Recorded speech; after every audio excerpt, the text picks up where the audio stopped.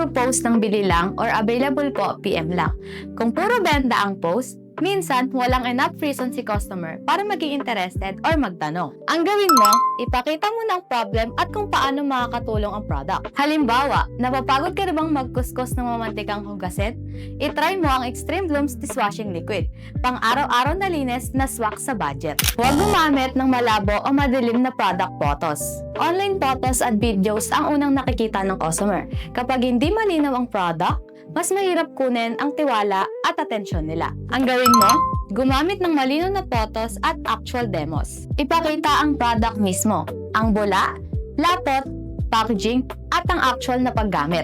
Huwag puro produkto at presyo lang ang content. Kapag pare-parehas na for sale posts ang nakikita ng audience, madaling ma-scroll past ang content mo. Ang gawin mo, mag-share din ng content na useful.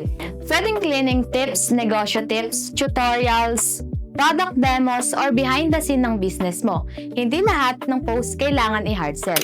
Huwag patagalin ang pagsagot sa inquiries. Kapag matagal ang reply, possible na nakahanap na ng ibang seller ang customer. Ang gawin mo, sumagot ng mabilis at kompleto. Ibigay agad ang important details gaya ng presyo, available sizes, payment options, benefits, at delivery information. Mas kaunting tanong, mas convenient para kay customer. Huwag hintaying dumami muna ang followers bago seryosohin ang business. Hindi mo kailangan ng thousands of followers bago makakuha ng customer.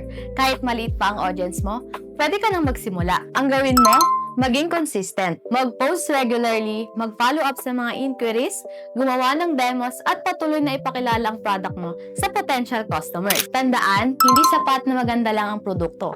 Kailangan ding makita at maintindihan ng mga customer kung paano ito makakatulong sa kanila.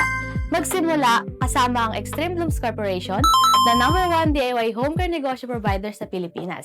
Message us para malaman kung paano maging reseller, dealer, or distributor.